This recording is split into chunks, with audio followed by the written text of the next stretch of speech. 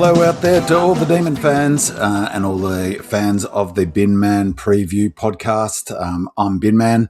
This is my preview, stats file preview podcast of the upcoming massive game, Melbourne Footy Club versus Fremantle at the MCG tomorrow afternoon, 1:15 start. I cannot wait for the game. So excited. I've been couldn't get to the podcast till today, so apologies for people for the short lead into the match tomorrow. I've been on a bit of an odyssey. I went and saw Odyssey last night, and it's been a bit of an odyssey pulling all the information and preparing for this podcast because I've really done a deep dive into Freo, and they're a very impressive footy club. They're putting very impressive season they're putting together this season. So a bit of a challenge for me will be making sure that often when I prepare so deeply, I find it hard to tighten it, bring it all into a cohesive whole and not go on too long. So apologies if I do drift a little bit, but I'm going to make every effort to not waffle too much, but that's always a risk, I guess. Before I go any further, I'd like to acknowledge the traditional owners of the land on which I'm recording this podcast, the Boonwurrung people, and pay respects to elders past and present and emerging leaders who might be listening to this podcast, and pay respects to the land on which, the traditional owners of the land on which people who are listening to this podcast, where they're listening on it. Jumping let's straight into this preview for the round. We'll look at the head-to-head record a little bit around these two teams. So we're playing 19 times. We've played, head-to-head it's 19-28. Fremantle have won 28 times. We've won 19. However, at the G, our fortress, we've got a 10-9 record, which is terrific. In terms of the rating, the high-level rating stuff, the prediction or Willows ratings are they have got a remarkable overall rating, 26.1 plus 26.1 Freo. So obviously the number one rated team in the AFL, miles and above every other team in so many statistical categories. It's not funny, which I'll touch on a bit later. Our overall rating is 8.8, which is terrific as well, given, I guess many people's expectations coming into this season. How that's split up is they're plus 10.7 for attack. We're plus 7.7, so we're not miles off on them, and that's an area I think that we can compete with them. The big gap between the two teams is defence. 15.4 is their defensive rating under Wheelo's rating system, 1.1 for us. You get 26.1 overall to 8.8. So defensively, they're super strong, and that really, really impressive. In terms of the team lineups, this was interesting for me, and it probably points to, I guess how dominant Freo could be for a period of time if they can keep this list together. The average age for the teams is we're 26.3, Freo's 25.7. Average matches is in our favour as well, 119.7 average matches. This is for the team that's selected on the weekend, so 107 for them. So we've got them for average age and average experience. So I thought that was it was a little bit surprising, I guess, but it indicates where they're at. I'll go into the team stats a little bit more detail later, so I won't do that now as I normally do. In terms of the recent form of the two teams, the Dockers, of course, they beat the Dogs last week, and it was an interesting game. I'm not sure if people watched it, but yeah, it was a really interesting game last week. The Dogs were, quite defensive, and I thought, did a good job at slowing the Freo juggernaut down, and so because of that, it was a relatively scrappy game, for at least for the way the Freo have been playing. maybe not so late, but over the course of the season, they definitely did a good job of slowing them down. The Dogs, that is. But the Freo were too good in the end, which is hardly surprising. So in terms of our recent encounter, obviously our last time we played them, which I will dig into a little bit later, was round 2 this year. We got touched up by the Dockers 118-70. The previous game for that was last year, and we beat them at the G in round 6. That was a great win, 107-97. And the previous game was also last year, March, and they touched us up, but not by too much, 19 points over there in round 1. That's a bit weird too. It was a bit like last year. So we played them in round 1 last year. And then in round 6, in terms of recent form, as all Melbourne fans will know, last week we had a terrific win over the Suns. We lost to the Cats in the previous game. We beat the Roos, we beat the Tigers, and we beat the Hawks.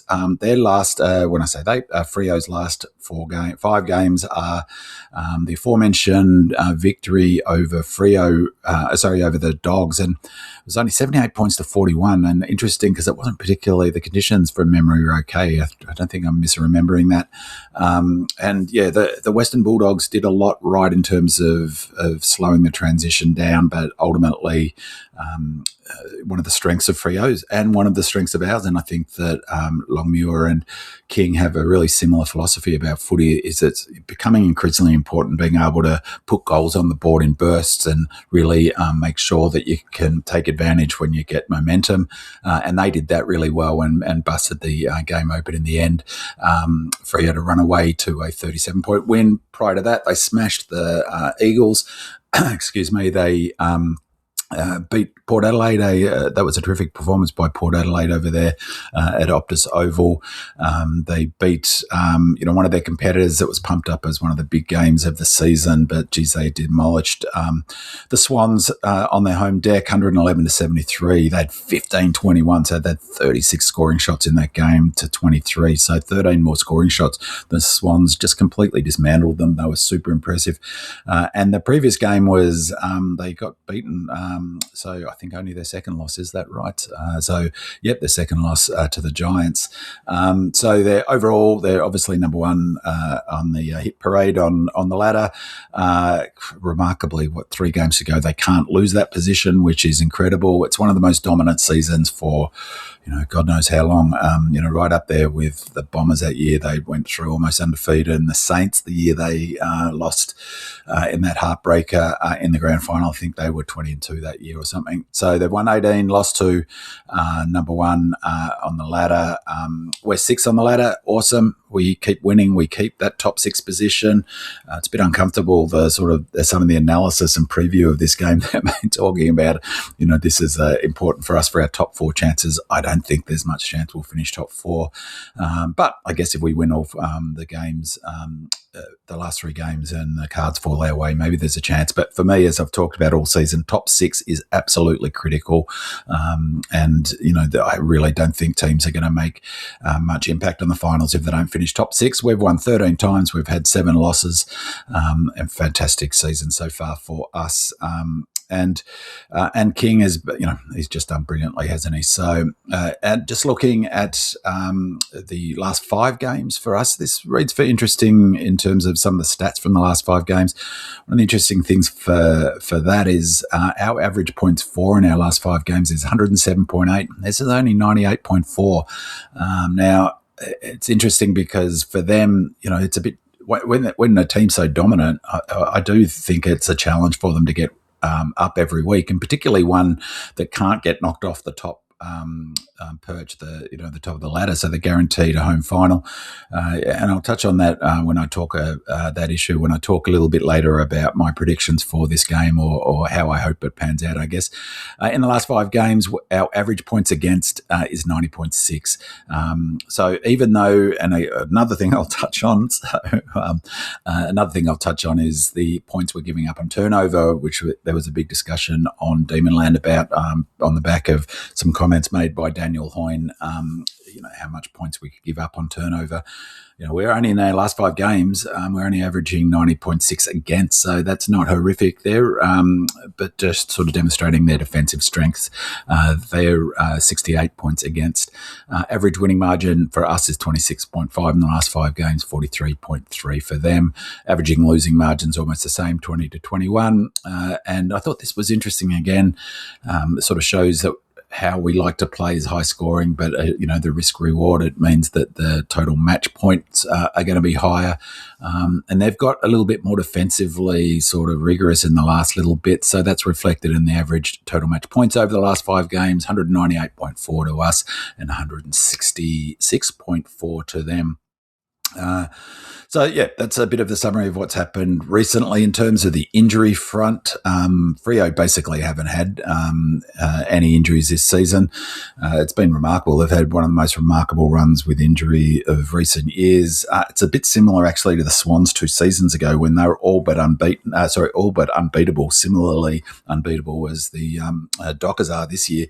And what's the common denominator between those two teams is injury. And lack of injury, and so reflected in their dominance in terms of the ladder position. But you remember that year that Goulden, when he got injured late in that season, so I'm talking 24, the wheels fell off the Swans to a degree, and so injury is a massive factor, the biggest determinant in football. There's no question about it. And so if you look at an injury ladder, it pretty much the best 23 out injury ladder almost exactly mirrors the ladder position of the top 6 or 7 sides. So, they've had a dream run. So who knows how they'll go. If they have some bad luck, that's definitely going to be a factor in terms of their opportunity to win a flag. At the moment, they've only got 2 players on their injury list, Charlie Nichols and Jaeger O'Meara, and O'Meara is their only best 23 not available, and and even he may not even be in their best 23. Just he'd find it hard to force his way in, given the age and stage of his career. We've got 8 on our injury list: Howes, Viney, Myercheck, Cully, AMW, Adams, and I'm missing someone there, so maybe it's 6 or 7. So 4 best 23 not available. I initially had Latrell, but I'm assuming he is just not playing this week. I'm guessing he got over his concussion, although that's not clear on the injury list that the AFL put out. So 4 best 23 not available. That's that's obviously a big advantage to them. Though as we get into selection, they've chosen to not select one of their best 23. In fact, I'd argue one of their best 5 players. So, but Howes is definitely a huge out. And geez, I really put the Moz on the defensive unit when I said a few weeks ago that they've been brilliant, and key to that is the synergy and getting the opportunity to play blocks of games together. And since then, CJ got injured, Disco got injured, and Howe broke his arm, which looked awful, but tough bugger. He didn't look like he was showing any pain whatsoever. But he's huge. He plays tall, he plays small, he makes good decisions. He's a reliable kick, hits targets, clever, knows when to zone off his man. So it is absolutely huge out. I'm pleased to hear that it's likely that he'll come back in before finals, and hopefully if we do finish top 6, that'll give another week for him to rest. He'll be cherry ripe to go in the elimination final, hopefully. So yeah, massive out for us. I think underrated. So in terms of selection, their out is Alex Pearce, which is managed. It's an understandable decision, but he's critical to them, and as I'll touch on a bit later, he was critical to their performance against us, or their win over us in round 2. But big call because he's hugely important to their defensive unit. As I said, I'd argue he's top 5 players for them in terms of importance. So big call not to select him. Brendan Cox is there in.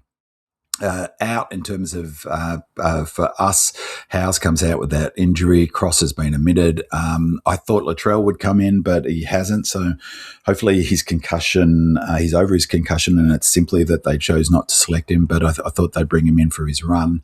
But perhaps, the player to come out would have been Laurie. And, I thought Laurie played pretty well. So, Latrell's got to bide his time. In comes Disco Massive. That's huge. So, of course, that offsets a little bit. It offsets to an extent having Howe's not there, but Massive in. And Chin, who had been down a little bit before his injury, but remains a super important player to us, one of our top 5 highest rated players this season. And so hopefully he comes back in and, it was a hand injury, I think. So he would have been able to continue running, and hopefully he comes back in fresh and gets back to his damaging best. In terms of the betting, D's on Wednesday were $2.67 and Freo were $1.45. Post the announcement of the teams being announced, we're into $2.59 and Freo's out to $1.54. The line was on Wednesday 13 plus 13.5 for us, and is now 10.5. For punters, meaning that we need to. Minus 13.5 for us and 13.5 for them. So if they've got to win by more than 13.5 to make that line. It's now into 10.5, which is really interesting. I guess that's Pierce is in that mix, but maybe, it gives me confidence because maybe there's some other stuff at play there, because we're coming off a 6-day break once again. How frustrating is that? They're coming off an 8-day break, which is a big advantage. Maybe not in one game in isolation, but cumulatively it absolutely is, and the data reflects that. Interesting that we've tightened given that issue, and they've drifted just a tiny bit. The total match point in this is the line is 173.5. I reckon that's pretty good value. I actually think that it's likely to be an okay weather conditions, hopefully. So if I were to bet in this game, that's probably what I'd go, is over the total match point, and maybe a sneaky bet on Melbourne over 39.5. After our win over the Suns, prior to that we were 325 after getting beaten by the Cats to make top 6. We're back into 220 to make top 6. Win this game and we'll be $1.50 or something like that to make top 6. So it's obviously a massive game for our chances, for the rest of the season, really finishing top 6 and making an impact. Weather, 16 degrees at the start of the game at 1:15. The afternoon forecast is for broken intervals with a little rain at times, 61% chance of precipitation up to 2 mils. However, that's the forecast for the afternoon, and the forecast for the morning is for no rain. So given the game starts at 1:15, hopefully any rain that does come will come in the late afternoon and post-game. So wind is a bit fluky, a bit breeze. It can swirl around in the MCG. So it's 26 kilometres east-northeast wind, unusual wind. With gusts up to 43 kilometres. So, as I say, the wind might be a bit fluky. They don't play at the G very often. This is our opportunity to that's one thing we can lean into, is that definitely that's what players talk about a lot, is that it can be quite swirly inside the G. And so, that's good for us in terms of having that experience playing so many games there and having won so many games, 9-1 we are at the G this season. So great conditions. I think if it doesn't rain too much and if the wind isn't too windy. So I've given the overview of the Wheelo sort of overview, and normally here I'd talk about a bit about the stats, but I'll get to that later. For them, in terms of the jumping forward to key players, this was pretty tricky to work out.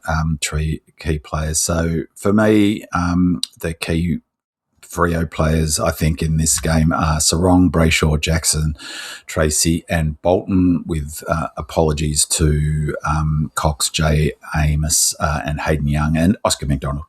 Just put him in there because I love him. OMAC, great. This just on Oscar McDonald. It's awesome, really, for the McDonald family. Shout out to them for the opportunity to play a game of footy before the end of Tommy Mack's career. One of my all-time favourite demons. How awesome is it for the McDonald family and those two fellas to be able to play a game, albeit against each other, before Tom hangs up the boots? Terrific. So.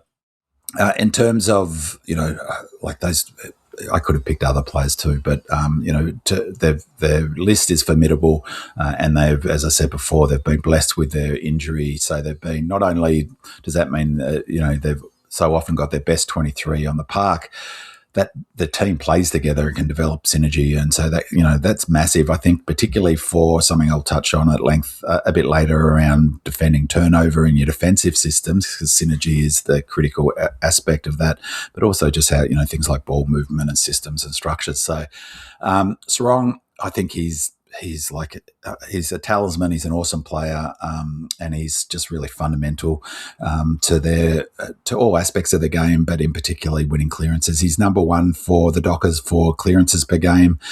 In total, he's number one for centre clearances per game. He's number one for stoppage clearances per game. He's he wins his own footy. He's number one for them for contested possessions per game. Interestingly, this is he's also number one for their turnovers per game, but that probably speaks to, he's getting the ball under pressure all the time, but nonetheless, it does speak to an opportunity for us to, really put pressure on him, and hopefully he turns the ball over a lot against us. In that round 2 game, Colt tagged Sarong. He did a great job, but, this is the challenge that coaches always highlight with tagging and the risk with it. That allowed Brayshaw to get off the chain in that match, and he was the dominant player in that game, and probably the key factor in their win, or certainly their best player on the day. So, you tag one player, another player bobs up. And also then in that example, Colt wasn't down back at that stage. He ultimately became permanent halfback flanker, but you limit how you can use the tagger. And in which case I'd prefer, for instance, in this instance, that Colt stays where he is on the halfback flank. So it'd be really interesting to see what they do. King really hasn't done a hell of a lot of tagging since. So, I think that Steele will probably look to limit the influence somehow, but basically, I think for the same with Brayshaw, you're going to struggle to defend those players, and maybe the focus needs to be on who they're giving the ball to and putting pressure on the receiver as opposed to how much you cut them out of the game. So speaking of Brayshaw, he's number one for the Dockers for handballs per game, disposals per game. Just sort of indicating, as I suggested, how important he was in their win over us. In the previous week, he was held to 14 disposals against Geelong.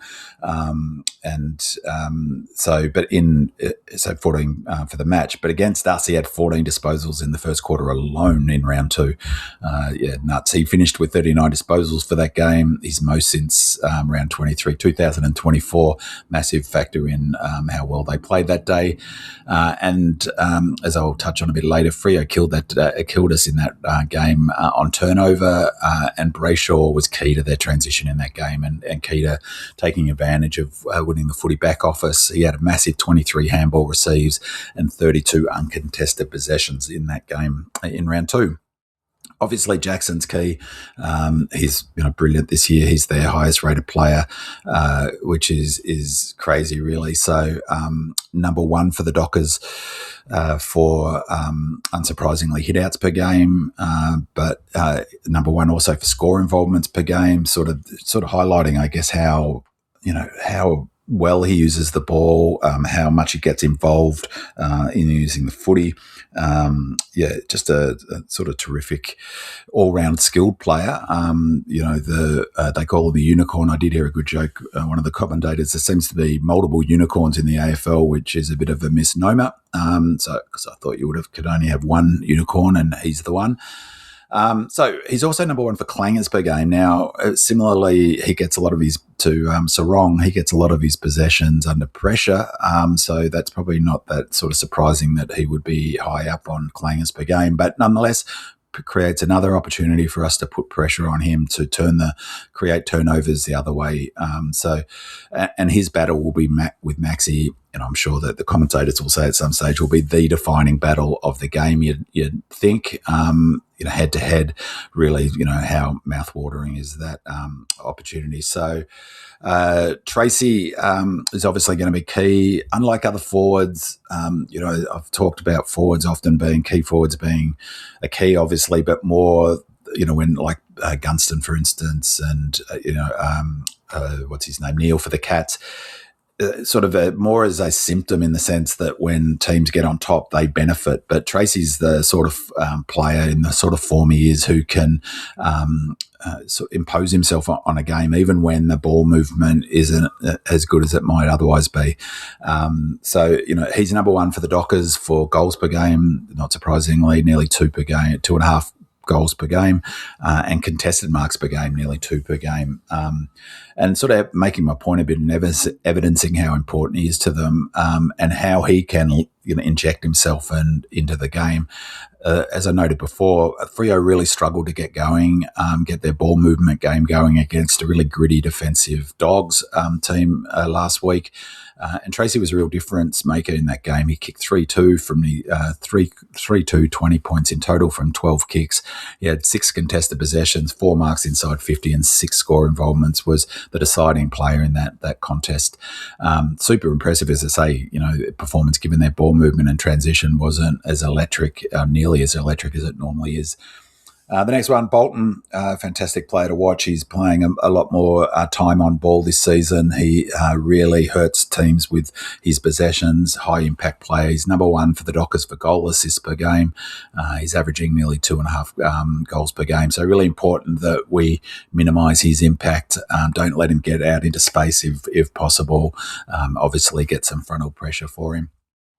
Luke Ryan, did I mention him before in my list? I missed Luke Ryan in my list of just there were so many I could have picked. But Luke Ryan, another key player, did miss him before. He's a key part of their defensive unit, obviously. He's key to their transition from the back half, and evidencing those strengths is he's number one for the Dockers for marks per game. He's number one for kicks per game, and he's number one for them for rebounds, 50s per game. Honourable mentions, as I mentioned before, Cox is number one for Freo for intercepts. That's Brendan Cox, and 1%ers per game. And Jai Amos, hopefully something goes amiss with Jai Amos, because there was talk that he may not play. So hopefully he is a late out. So he's number one for Freo for marks inside 50. Hayden Young is another key player for them. He's a key to their transition game, and beautiful user of the ball. What I did forget to do is to just quickly their top 10 rated players, which I meant to say before when I was doing the Wheelo section. So their top 10 rated players is once again another game with the Ruckman being their number one rated player. Luke Jackson is their number one rated player this season, 15.6. Caleb Sarong, 14 his player rating, and so I'll just go through their sort of their top 10 playing. Luke Jackson, Sarong, Brayshaw, Hayden Young, who's 11.2 his player rating. Hold on, what am I doing? So Luke Jackson, Caleb Sarong, Shea Bolton, Andrew Brayshaw, Tracy, Hayden Young, Murphy Reid, Jordan Clark, and Matthew Johnson rounds out their top 10. Is Johnson playing in this game? Yes, he is. So Jackson, Sarong, Bolton, Brayshaw, Tracy, Young, Murphy, Reid, Clark, Johnson are their top 10 players. Our top 10 players are Gorney, Cos, Barrow, Bowie, Chandler, Jack Steele, Trent Rivers, Bailey Fritsch, Ed Langdon, and Harry Sharp. As I mentioned on the Demonland podcast, an interesting thing about the ratings for their top-rated player, as I said, is Luke Jackson, 15.6, another ruckman. Ours is a ruckman also, obviously. Maxi, 17.8. Cozzie's our second highest rated, 16.2. Their second highest rated player is 14. So our top end, and Tom Sparrow is our third highest rated player at 13.5. Shea Bolton's their 13.9. So really, our top end is got higher ratings than them, but I guess it shows the depth. They bat deep, obviously, do the Dockers. So, just in terms of a couple of key players to us, I mentioned before, it's obvious one of the big contests will be Maxi versus Jackson. I haven't really, he's just a joy to watch, obviously. Maxi, I haven't really sort of gone through his importance or his numbers on the preview podcast this year, but he's going to be critical in this match. I wasn't surprised at all. As I said on the podcast, I guess that that Heath wasn't selected. We need as much run as possible in this game. And Maxi, he can ruck the game and ruck out the game, no probs. Just quickly looking at some of his highlights this season, as I said, his rating is 17.8. He's 83.3% of the time on ground. Inside 50s, he's averaging 3.6 per game. He's 273 metres gained per game. He's averaging 13.2 contested possessions a game, 6.3 clearances a game. He's 1.5 contested marks per game. And obviously he's up there. He's our number one player for hit out. So huge season for him. He's massively important in this game. We all know Maxi is a super, super competitor. He'll be totally wound up for this match. There's just it's really, he thrives on these sorts of opportunities to prove he's the best. He is the best. I think the best. Almost the best player I've ever seen, let alone the best ruckman. So huge for this match. Now, the other one that I thought just as a key player and sort of more in relation to Maxi is Rue. He's been enormous this last month. I think just from off the top of my head, he's had 3 games in the last 4 or 5, at least 3 over 20 player rating points, which is unbelievable. He's been massively impactful. He's marking beautifully. And he's also been often being in the second ruck. He's giving Maxi a chop out. Now, I've agreed with George and others at the impact that being a second ruck has had on his, or does or might have on his forward work. That's not been an issue in the last 4 or 5 weeks. He's fitter this year. He's lost weight. He's running over the ground super well. And as I noted, he's been the second ruck, but he's having the best sort of phase of his game, of his career in terms of kicking goals, his ratings. So now, I don't think that issue is of him playing second ruck. He can still play second ruck and star up forward. And as a second ruck, he's terrific. So it's a really important point, I think. According to Daniel Hoyne, he talked about this on Tuesday on SEN. Rue is the second most impactful behind Sam Darcy, second ruck over the last season and a half, or the last couple of years is specifically what he said. So, a hugely important player he's become for us, Rue, this season, particularly, I think, since Mychek went down, because he's really stood up since that point in time and really become our Tracy, if you like, our key forward in both role and the way he's playing. So, and the next bit is looking at the stats. I'm going to do this a little bit differently this week. Just drilling down on Freo's numbers, it's just crazy how many, as I mentioned before, how many statistical categories and key ones that they write up, number 1, 2, 3, 4 or 5 in really remarkable season they're putting together. Evidencing their, and looking at some of those numbers, evidencing their offensive strength and how well they use the ball, which is key to both, using the ball well is key to both not giving up scores on turnover, obviously, not giving it back to the opposition, but also, getting high impact from when you turn the ball over and your disposals. So they're so good offensively. Freo are in the AFL number 4 in the AFL for average scores per game. We're number 6, so not a miles off, as I mentioned before. It's a space that we can match them in attacking. They're number 1 in the AFL for marks inside 50 per game. They're second least turnovers per game. They're 4th in effective disposals per game, and they're second for least clangers per game. They don't give it back to the opposition, and certainly not as often as we do, and the other contenders do. Evidencing their defensive strength and strength in the contest, they are number 1 in the AFL for least opponent points per game. They're number 1 for least opponent effective disposals per game. They're number 3 in the AFL for least opponent marks inside 50 per game. Pearce is a big factor in that, so huge. As I mentioned before, that's a huge decision to not play him. They have the second least opponent clearances per game. They defend them really well. They're 3rd in contested marks per game. They're 5th in least opponent contested marks per game, and they're 2nd in least opponent intercepts per game.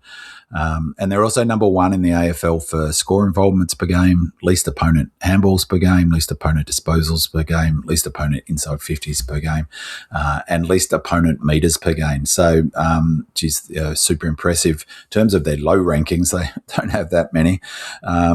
perhaps a couple that, points to sort of an advantage that we can leverage is they're 13th in the AFL for stoppage clearances, just raw totals per game. They're 12th in intercepts per game. So, the stoppage at clearances is obviously going to be a key battle. They're 14th in tackles per inside 50 per game. They're 12th in clearances. I mentioned that 12th in centre clearances per game. No, that's not right, I don't think. 15th in rebound 50s per game. So that's it for their low rankings. Just in terms of the attacking stuff, I just touch on that in terms of the overarching thing. One of the things there defensively, they only, and I'll touch on this in more detail in a sec, but they're only giving up 36.2 on turnover. We're giving up 53.5. That's really a really significant difference. I'll unpack that a little bit later. But defensively, they really is they're one wood. They're quite remarkably strong defensively. But attacking, I think that we've got some opportunities in that space. Our total points are almost the same. So they're 99.2 points per game. We're 98.4. On points from turnover, 55.8 to 54. We're 54.7. So not miles off that. Points from stoppages are almost exactly the same. Their chain to score percentage is better. So it just speaks to how well they transition the ball. And I think particularly how well they use their handball receives and their handballs. They're 25.4% of the time they score from their disposal and possession chains. We're 22.7. We have more inside 50s for them, and so I think this is something we've really got to leverage. So we're averaging 57 inside 50s to their 54.4. So, yeah, I think really defence is one of the areas that is going to be a massive strength. But in terms of attacking, let's see, what's the defending stoppage? That's the other one I wanted to highlight from defensively. They're only giving up 25.6 points per game from stoppages, which is defensively, they're so good around the stoppages. And we're giving up 35, which is around AFL average, I think. So it just sort of speaks to how impressive their defensive numbers are. So in terms of a statistic comparison, so these are like pretty high level ones. I just wanted to go through how we measure up with some of them to point really more as a sort of exercise in pointing to the differences. So we average 148.9 handballs per game. They average 165.1 points per game with almost the same number of kicks. So it really points to, they're a higher disposal, so they have 20 odd more disposals per game, but they're in the handball. So they really like to use the handballs. They really like to get that outside run and link up by hand. And so it's going to be important for us. We're much more low disposal kicking side. So as reflected in, we're much lower kick to handball ratio. That's something that sort of a difference. I think there's a lot of similarities between the two sides in terms of the method, but that's definitely a difference. They have a couple more scoring shots per game, but contested possessions is 132.9 to us. So 3 more than them, 129. So that's a good one for us, evidencing the way they like to play. They are a higher disposal side than us. Uncontested possessions, they have 21 more a game than us. Effective disposals have 25 more a game than us. Their disposal efficiency, evidencing what I was saying before about how good they are using the footy, 76.4% is their average. Ours is 72.8. We make more clangers just. This is a good one. We're right up there. I think we're 2 behind Freo for average contested marks. They're 10.5 per game. We're 10.2. Marks inside 50. Again, almost bang on level, 13.8 to them, 13.1 to us. We have them for clearances, so almost 3 more, or it's actually 2.2 more clearances per game. We have them for centre clearances, 15.1 to 12.7, again, pointing to a huge opportunity for us. They have a slightly for stoppage clearances. I mentioned the kick to handball ratio. Us is 1.41 and they're 1.26. They handball a lot more than us. Our conversion's better, 56% of the time to 52. So they're sort of an important one too. The last couple just wanted to highlight. Turnovers, we're averaging 65.8. Turnovers 61.6 to them. Intercepts, we're slightly better than them as well. So turnovers is going to be a critical thing in this game. So I think that's 65.8 points. turnover. Right, so keys to winning. In my preview for the Suns game, I said that our early season game against the Suns wasn't super relevant, given how much water had gone under the bridge and the drop-off in form of the Suns since that early season game.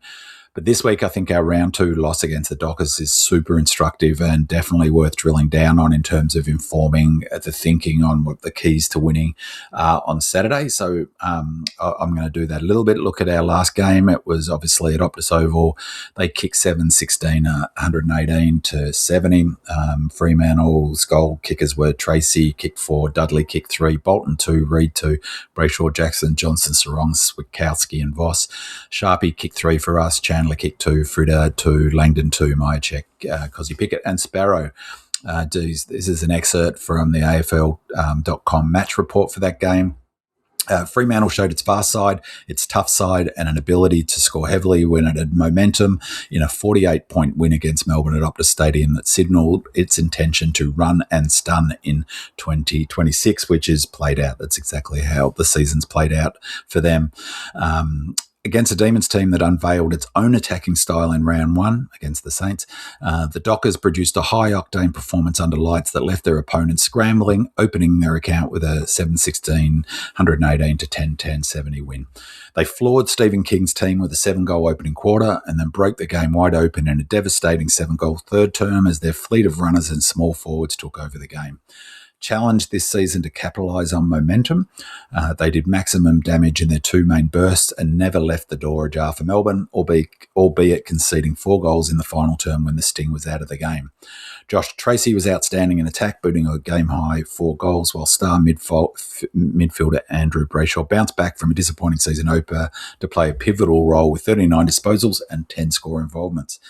Half-forward Shai Bolton stepped up in the absence of Hayden Young to do a power of damage in the midfield with 32 disposals, 10 inside 50s, 2 goals, with small forward Isaiah Dudley kicking 3 goals in the third quarter. Captain Alex Pearce was supreme in the air. Huge that he's out in this game. I love it. And took the chance to be managed in the final term. Well, they've taken the chance to manage him for this entire game. When the game was decided, worth noting that's when we kicked 4 unanswered goals. So with Luke Ryan taking his chance in defence after replacing Brendan Walker in the team late. The Dockers were fast starters against Geelong in round 1. They repeated the dose on Saturday against us, bursting from the blocks and building a 42-point lead. That goes on to say, Freo was tougher in the contest, far cleaner with the ball, running in waves and handballing through the Demons in a dominant first quarter that saw them go inside a massive 25 times to 7. The Demons fought out the game to the end and were best served by Captain Max Gawn, 23 disposals, 11 marks. Defender Christian Salem, 26 and 8 rebounds. Great to have him back, although he didn't play that great last week, but he'll slot into that half-back line and replace Howes, as I mentioned before, while recruit Jack Steele battled at the coalface with a team-high 31 disposals and 9 clearances in signs of things to come. He's basically played at that level all season, although he had a poor game last week against the Suns. So I thought that was useful just to look at that stuff, but the key points being that, that running in waves and handballing through the Demons, that's what they did in the first quarter, and then getting it inside, crazy 25-7. We cannot allow that to happen. We've got to disrupt their handball chains, just have to, and we've got to start well. They're obvious. So sort of the mirror to what happened in that game in round 2. Having had done back in the day, back when I was doing the full review and my shows were going for an hour and a half on review and preview, I talked about it, and in my analysis, the key issue, obviously, in terms of the numbers was defending turnover, our difficulty defending turnover, the number of open players Freo had around the ground, evidenced by having 72 more handball receives than us, killing us for inside 50 differential and territory, our inefficiency going forward, and conversely their efficiency going forward. All of those aspects of the game were, of course, factors in the loss, but I would argue, as I did at the time, that they were symptoms of the loss, not cause. Again, as I argued in that review of that game, that for me, the the key reason we lost was our lack of run and spread in that game. And so it's going to be critical in this game. It's just going to be fundamental to our chances of winning is to match their run and spread. I'm really hopeful that we can do so. Why did we lack run in that game? A good question. It could be we struggled to come up after a 6-day break. It could be we struggled with the heat. It was 28 degrees and 85% humidity, even though it was a night game. And the previous game we played was in the heat. It could be a few players, as was suggested on Demon Land at the time, were impacted by the flu that was running rampant in Melbourne at that point in time. Could be that we weren't mentally prepared and had too many passengers. Could be a combination of all of those factors. But whatever the reason for our lack of run and spread in that game, for me, that was the key reason we lost, which conversely points to how important it is that we have great run and spread in this game. Though speaking of symptoms, I would argue fatigue obviously was a key factor here, but so was Freo's pressure. But one of the key things was our ball use. Speaking of symptoms, I think this was partly a factor of our fatigue, but our ball use was a horror show, as evidenced by the equity points for ball use. We had 26.9 equity points for how we used to the footy. They were 71.3, just bananas, really. That's a massive differential in impact of how the ball is being used. In terms of score sources in that game, they tell an interesting tale, I think, super relevant for thinking about the keys to winning on Saturday. It was crazy. In that game, we scored 19 points from kick-ins. That is really amazing. They scored 8, but one of the weird things is we scored nothing from centre bounces. And I think it was from memory. I remember saying on the pod in my review, that's the first time since 24 or something that had happened. They only scored 7 though. So despite their, having, I can't recall actually if Darcy played, but having Jackson and Brayshaw and Sarong, they could only manage 7 points in that game from the centre bounce. They beat us around the ground stoppages as well. So 10 points we scored from stoppage, and they scored 29. So that was a big factor. They beat us. In what is one of our key strengths is winning the stoppages and clearances. They outscored us by that's 26 points, plus 26 for scores from stoppage. The big one in that game, of course, and this is sort of going to flow into what I think the keys to winning for this game are turnover. So we scored 41 points. We're averaging 50. We scored 41 points on turnover in that game. They scored 74. So they were plus 33 for scores from turnover. Huge. That was the game right there. So as I said, that leads nicely into the keys to winning. I think the keys to winning, there's a number of them, but sort of trying to limit them to a handful. I think capitalising on momentum for us is going to be massive. I'll go through these in a sec, but is reducing Freo's ability to capitalise on momentum will be a key. Winning the centre clearance and stoppage battle, totals and score from will be key. It is each week, but particularly in this game, winning the contest and pressure battle, as I said, it's always key. And I think the defining thing will be winning the turnover battle, as I said. So looking at each of them, capitalising on momentum, that's us. It's really important. If you look at our wins, they're often our goals come in bursts. That's the way footy's being played at the moment. That risk-reward sort of ball movement methodology was, historically not so very low comparative for the last decade for number of stoppages. There's much less contests, and so teams can get on a run now. And Freo are the number. They're the best in the AFL at it. It's why, though, I think Longmuir and King share a similar philosophy. It's super important for us to get to that 100 points, and it's not just sort of incrementally through the game. I think really important to King's philosophy is an ability to score quickly when we have the momentum. So capitalising on momentum, kick straight. That's exactly what happened last week against the Suns. I'd argue it was the reason we won. Is that when we did have momentum, we put the score on the board, and they didn't. They reminder they won. The Suns won that game on expected score, and that's because we capitalised on our momentum, took our chances when we got it, and they didn't. Really as simple as that. So hugely important, I think, particularly in the first quarter. So equally, reducing Frio's ability to capitalise on momentum will be huge. Now, the following points sort of tie into this. How do you do that? How do you reduce their ability to capitalise on the momentum when they inevitably will get it? Of course, all teams will get it at some stage, no matter who we're playing. I think that the next keys to winning sort of touch on that, which is winning the centre clearance and stoppage battle, but in particular finding a way, winning the contest and pressure battle, that goes without saying, but in particular finding a way to stop them scoring on turnover, and making sure that we don't give them the momentum. So I guess the first thing, capitalising momentum, is the first thing is not allowing them to get it in the first place. You give the ball back, like say against the Cats in that 101-point turnover, as King noted in the post-match presser, we gave the ball back to them with no pressure 16 times.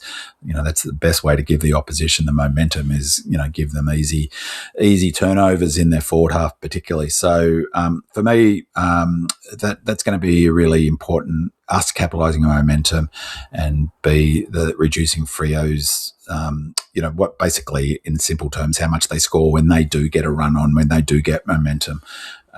So that will be interesting. I'll touch on this a little bit more in a detail, but I think key to that is also knowing when to use control, and controlling the game a little bit in terms of the tempo, kicking it around the back half. We did that really effectively, I thought, against the Suns. They go into that control mode that they seem to know when to go into, and when we play well, we're not all go all the time, and so that will be a big factor in our ability to to stop them putting goals on the board when they get momentum, is taking the sting out of the game, for instance, a little bit. So that will be important. Goes without saying, I've touched on this with the importance of the battle between Maxi and Jackson, but winning the centre clearances and stoppage battle, totals and score from, of course, are going to be super important. So I won't go through all of the numbers that I've already done that in terms of drilling down on the stats, but I think it's a given. So that tactical battle will be really interesting. It was a massive factor for us last week in terms of that game. We unlocked scores from the centre bouncers, so our ability to stop them scoring from the centre will be massive, and vice versa for them. But also the round the ground stoppages will be critical. So tactically, it'll be really interesting to see what both King and Longmuir do to mitigate the opponent's strength. But for me, it's one of the areas that we have an advantage on. Maxi's the best ruckman ever, and I think that it may well be the defining sort of part of the football match. I think that contest, how well the two midfields, particularly in the centre square, but also around the ground, match up. As I've talked about, and I keep saying, I think week in, week out, the contest and pressure remain undefeated. Even though that it is less of a feature in footy now because there's less stoppages, 60% of scores a decade ago were from the contest and from clearances. And now it's on turnover, but it still remains super important. 60% now of scores are all turnover. This is a quote from Brownie on Demonland, a poster whose post I really like. Brownie said on Demonland, "If I had to sum them, meaning Freo, up for the few games I've seen them this year, start again. If I had to sum them up for the few games I've seen them play this year, it would be purple blanket. They just don't give their opponents any time or space. We'll need cool, level heads and precise disposals and hard running. Very excited for this one." My response to that was purple blanket, love it, straight to the podcast pool room, which is where it is right now. It's a great description, actually. Longmuir has done a great job developing this team. He started with sorting their defence and instilling a hardcore defensive mindset in his players.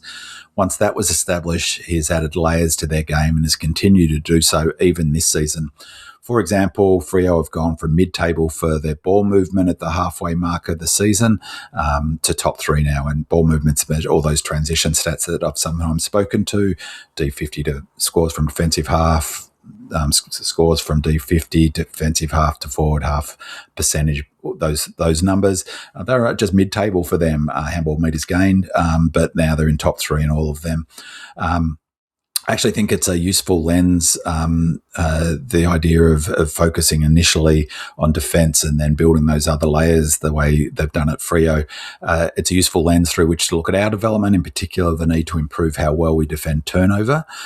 King didn't need to develop a defensive mindset in the team. Thanks to Goody, that was baked into our DNA already, which is why King's first order of business was to get our ball movement, transition and scoring from turnover in order. Even though we had the defensive and contest mindset in place already, defending turnover and fast ball movement is a different beast altogether. Well, not altogether, but it's got different challenges. One of which is you need players with genuine leg speed to get back on turnover, and also, when the ball's moving fast back and forward, to be able, that defensive. A lot of pressure comes on that defensive synergy and shape, and they not only do defenders have to get back hard and supported by mids and utilities and the higher forwards and all of that with the defensive running. Not only they have to get back hard, so leg speed's important. They also have to have the ability to get back and have their structure, their zone set up. It's a real challenge to defences, and they're just unbelievable, as I'll talk to in a sec, how effective Freo have been in that space. Even though we had that defensive sort of contest mindset in place, as I said, we're defending turnovers and fast ball movement's different thing, and we struggled to do so last year. We really struggled with that last year, and we've struggled again. But it's the next layer King needs to add, and he's clearly working on it. So hopefully, I won't even say it now. I don't want to put any further moz on our back seven. So, which segues nicely into what I see as the defining battle, as I suggested before. The biggest key to winning, in my view, in this game is winning the turnover battle. If we can match them for scores from turnover, then I think we'll win this game. So in the game against in round two, as I mentioned before, they scored 71 points on turnover. They were plus 33 points in our round two loss for turnover in our round two loss against them.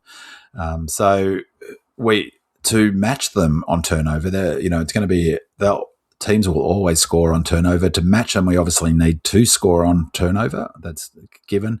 But even more importantly, we need to do a better job than we have been doing in the last 2 or 3 weeks of defending turnover. And certainly we need to do a better job of defending turnover than we did against them in round two. And as I say, we gave up 71 points to them. And for me, key to that is, our ability to spread. Clubs that can't, at the moment, the way footy's been played at the moment, clubs that can't score heavily on turnover will not be contenders. Just the way the game's moving, just will not be. If you can't score on turnover, you won't win flags. That's the simple version. But it's impossible to score heavily on turnover and not also concede scores from turnover. That's that risk reward thing. So the keys then are scoring heavily on turnover and defending turnover effectively. We've got one part of that equation right. We're number 6 for average scores from turnover. Sydney are number 1, Freo are number 5. Interestingly, Freo are number 5. They only score 1.1 more points than us per game on turnover, which is crazy given how many more games than us they've won, and also how often they play in perfect conditions for turnover and ball movement footy over there at Optus Oval. So, so we've got the ball movement part, okay, we've got that right. We're number 6 for average scores from turnover. We just have to improve the other part of the equation, defending turnover. Freo were the best in the AFL at defending turnover by a country mile. It's unbelievable, really, actually. Their opponents average only 36.2 points against them on turnover. Hawks are number 2 at 44.3. That's a massive gap between 1 and 2 for that score. It's even more remarkable that they're so good at defending turnover because they score heavily on turnover themselves. So, of course, if you don't play a turnover game and try to, essentially like the Dogs did last week, they did everything they could to stop that game getting in out onto the outside and not allowing it to get into a back and forward ping pong game, because of course Freo would cut them up if that's what happened. Eventually, that is what happened. But I don't actually. I didn't check, but they wouldn't have given up too many points on turnover in that game, the Dogs, because it wasn't a turnover game of footy. So, yeah, just remarkable that how effective they are, how good they are, Dockers, at defending turnover, 36.2 points per game. As I said, 100%, it's absolutely something we need to improve. Will we be able to improve that aspect of the game enough to, win a flag this year? I'm not sure, but to win a flag, it's something we're going to definitely have to improve, because unlike the Dockers, who are number one by a mile for the fewest points on turnover per game conceding, we're number 15 for average scores against on turnover. We're giving up 53.6 per game on turnover, somewhat inflated to an extent, I guess, by some of those blowout 71 points in this game, 101 point against the Cats. But our ball movement is in excellent shape. In addition to being number 6 for scores from turnover, we are up with the very best teams in terms of ball movement and transition. For example, we're number 3 for scores from our defensive half, behind Freo and the Lions. So we are one of the best teams in the AFL, no question, in terms of our ball movement. On SEN on Tuesday, Daniel Hoyne, who I really enjoy, I often got a lot of time for, perhaps less so this year, I think, but in any case, he often brings a lot of interesting information to the table. On Tuesday, he discussed our struggles defending turnover, particularly against the very best teams, saying that against the top 8 sides, we give up on average 67 points per game, which, as I said, though, that's inflated by the game against the Cats and the game against Freo in round 2. And look, I agree with Hoyne that a key thing, as I said before, I agree that we need to improve giving up fewer points on turnover, no doubt about that. The 2 key causes of giving up too many points on turnover are giving it back to the opposition needlessly, or, that'll always happen with under pressure and no pressure, it'll always happen. Giving it back to the opposition and defending it when it is turned over. So in terms of defending turnover, 2 key things need to be in great order to do that well: the back 7 defensive unit and our all-team defence. Our defensive unit has improved out of sight this season. At round 10, we were giving up a tick over 100 points a game. That's down to approximately 90 now. And key to that improvement, as I flagged before, was the synergy that defensive units developed, made possible by having the same back 6 playing, largely playing together week in, week out until, the last few weeks. Against the Cats, we didn't have Disco, we had no CJ. Hoyne did make the point that after the Cats game, that Disco being out was way more impactful on the result than Holmes and Cameron not playing. But bottom line, if CJ and Turner play, we defend turnover better in that game. We don't give up 101 points. For one thing, we're not forced to select a second gamer in Cook, who was playing at VFL level a couple of months ago as a key defender. And if Turner plays against the Suns, we defend turnover better, and perhaps Walter doesn't get off the chain in the first half. Also, if we don't lose Howes right at the beginning of the last quarter, we defend turnover better. So, I think his sort of lens, he was looking at the last 2 matches, Hoyne, and I think that it's a bit skewed by those things. Howes is a big blow in this space, as I mentioned before, but against that we have Disco back, and Salem can slot straight back into the back 7 as he did last week when Howes went off. I think that really helps with that synergy. All-team defensive spread and run is absolutely critical in terms of defending turnover, and Freo is the gold standard for that aspect, which is really what Brownie was touching on with the purple blanket. They just pressure and run and spread and don't give, just put so much pressure on handball receives, on all of that stuff. So, our ability to match them in that run is going to be, I think, the defining sort of factor in this game. So Hoyne mentioned Disco being out as a factor, giving up 101 points, but I think a huge oversight on his part was failing to mention that against the Cats, we were coming off back-to-back 6-day breaks, so 2 6-day breaks in a row, and the Cats had an 8-day break. Logic suggests that almost certainly really, really impacted our all-team defensive run and spread, and therefore impacted our ability to defend turnover. So for me, you can't talk about giving up 101 points on turnover without highlighting that fact. And as I noted before, it was also a factor in our round 2 loss against Freo.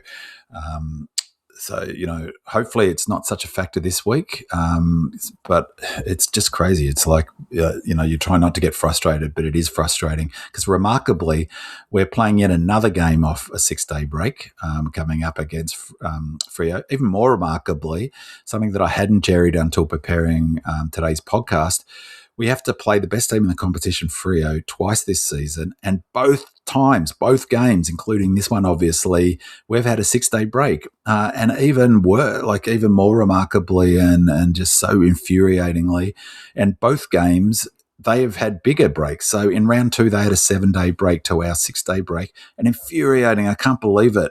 In this game, they've got 8-day break into this game. We played on Sunday, which was an interstate game, so we had to travel. So and they played the Dogs at home, so no travel the previous night. Just really, however, I suspect that, like for the Cats game, our high performance program has been geared for to be ready for this game. My understanding is a lot of the players were able to stay up on the Gold Coast after that game. After the Suns game, so a chance to sort of get a bit of a breather and refresh. So I'm hoping we'll be in a really good shape for this game, but you don't know, do you? So it's certainly a disadvantage. In the show that I referenced, or in the thing on SEN that I referenced, Hoynes talking about our struggles defending turnover. Jared Healy asked Hinkley how he thinks the D's might improve this aspect of the game against Freo, and his response, which I largely agree with, was increase front half pressure to disrupt opposition transition, getting key intercept defenders into prime position, structuring stoppage setups to block immediate turnover damage, managing ball use aggression to avoid turning the ball over in dangerous areas. So, maybe taking a fewer risks, dialing down that risk-reward sort of ratio a little bit. To those strategies, I'd add that we really need to disrupt Freo's handball received. We need to stop them, that part of their game, because it's, as I noted, it's key to how they transition the ball, smash the bonnet, really get up in that face of the ball carrier, but also the handball received player, the frontal pressure. And as I touched on before, I think it's also important that we control the tempo when we have to, when needed, and slow the game down. And I think that's something that has. Again, I think there's a bit of a misnomer about or some misunderstandings about King's game plan. We are simply not just gun and run. I've noted many times already we're more than a run and gun sort of attacking side. King's made the same point. We're showing much more grit than than people give us credit for. We're much more blue collar than people give us credit for. We're a front half, low disposal territory game, a team that puts a big emphasis on winning the contest and winning the pressure battle. Part of that not being just a run and gun style is that, we have really tweaked our method all season, depending on circumstances, where we are in the high performance program, for instance, and our opponents. And I think we'll do so again in this game. So I agree that, that idea of managing ball, not being so, maybe not taking off as many risks and not being so aggressive with, for instance, kicks into the corridor or coming out from half back line, reducing the turnovers in the front half. I think we'll look to do that. But equally, I think, looking to also control the tempo when we need to is, to do a bit of lateral kicking, hold onto the footy, if we get into just a head-to-head running battle, I think that we can't win this game. Hinkley also said that, I quite like this, you don't crash the car you built. That's to say we might make some tweaks to our game plan, which I think we will, as I just noted, but we need to stick to our guns and continue to attack and play our method. But as I say, I think that method is a little bit more nuanced than just run and gun. But as a general principle, I agree with that we want to play somewhere close to our A grade, our A game, which is moving it quickly. It is good ball movement, but still being strong at the contest and not allowing them to sort of dominate that ball movement space. So, yeah, that's the keys to winning. Summarize it all up, just a sort of, I guess, a prediction and summary of where I've landed. I noted a couple of weeks ago a quote from King from one of his presses that I think our best is as good as any team in the competition, he said. I agree with that. One of the things I love about King, perhaps the most thing I love about him, is his honesty and transparency. He's got a really super refreshing combination of heart on sleeve and openness, showing his emotions and vulnerability, but also a steely, hard-edged, ultra-competitive focus. So for me, which means for me that when he says our best footy is good enough to beat any team, it doesn't feel like AFL coach sort of platitudes and coach speak. I believe him. And I'll bet my bottom dollar his players do too. I think there's no chance we'll be deferential to Freo and put them up on some pedestal. Quite the contrary, I suspect King will have the boys playing, being super focused, switched on, having them breathing fire, and we'll get stuck into them. And I hope we really do get stuck into them physically. That this is an opportunity for us to really physically get into them. King's hard edge.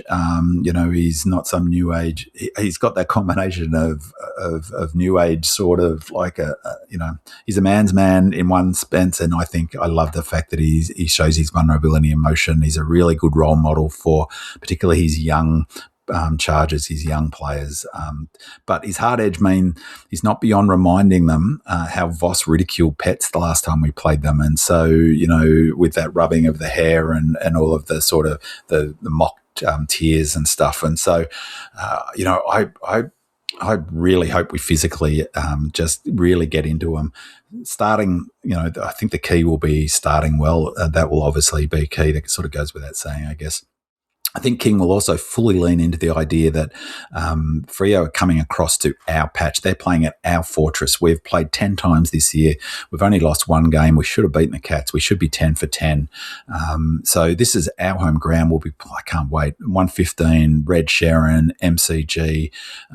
It's really important as many D's fans turn up, because obviously there won't be many Freo fans. And so for those marginal holding the ball decisions or 50 metres or, if we can get a sort of good crowd there, well, there's an opportunity for us to influence the umpiring, and there's no doubt that crowds influence the umpires and their decision making. So I think King will fully lean into the fact that they're coming across the country to play at our fortress.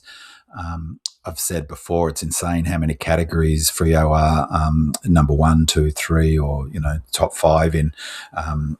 Hoyne, speaking of Hoyne, does this thing where he talks about top 7 in attacking. I think it's offensive attacking and when the ball's in, so defending, attacking. So when you've got the ball in the three phases of footy, basically, and when the ball's in the contest, and that every year bar one for the last 18 years, the team who has won the flag has been been top 7 in each of those categories. And the exception was, I think, 2012, the Swans. This year, there's only one team at the moment in that, and that's Freo. We're top 7 in one of those categories that he uses to come to that equation, which is ball movement. So, it's just nuts how well they're going and how much better than they are than the other contenders this season. So all hats off to them. They're playing impressive footy. They're remind me in some ways of the way Goodwin coached of that contest and pressure, but they've added that layer of offense and attack, which has made them the dominant team in AFL this year. But to play devil's advocate, they play half their games in Perth in conditions that are almost always perfect for football. As you know, only a handful of those games are in wet or slippery conditions.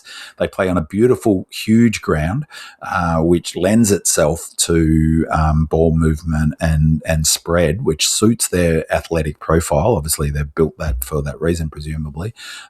So it really suits them. Teams obviously have to go across there. You know, they've travelled much better this year, to be fair to them, of course.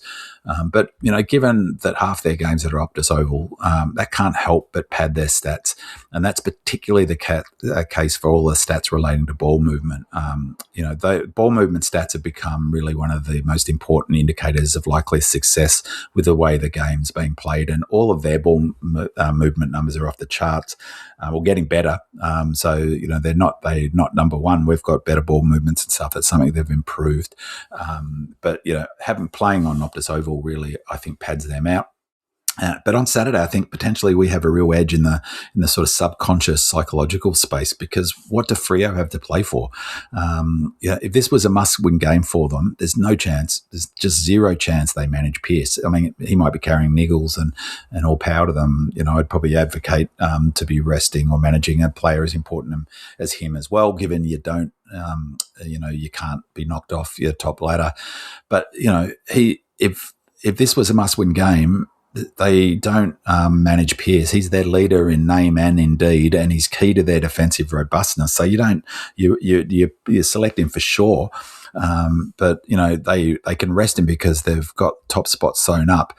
But none of their players want to risk injury or suspension. They know that they've got a chance to win a flag and be involved in that. They don't want to miss out on that, and so that is a huge advantage to us, because conversely, we have everything to play for.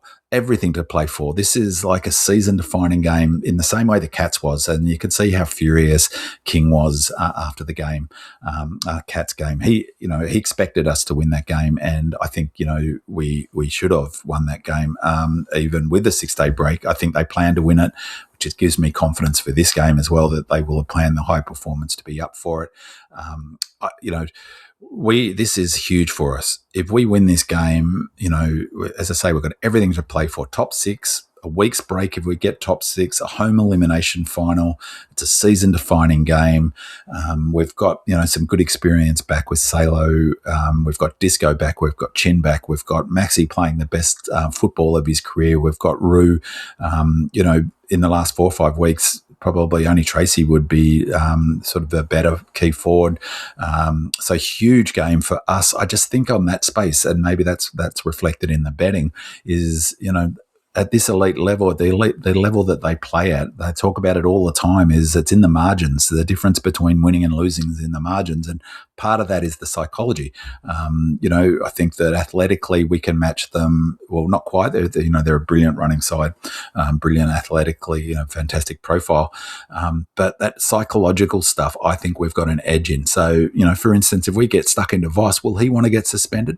If we attack them physically, are they going to want to attack us back and risk injury? So for me, I think that gives us the edge. I think we're going to win this game. I cannot wait.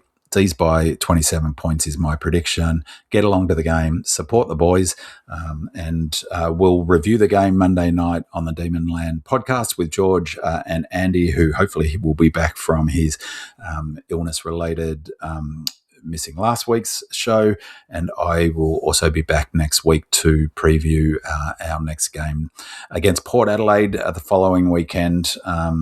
Get along to the game, as I said before. Can't wait. I'll see you there if you come along. Go Red Leggers! It's a grand old flag. It's a high-flying flag. It's an emblem for me and for you. Well, it's the emblem of the team we love, the team of the red and the blue. Well, every heart beats true for the red and the blue, as we sing a song for you.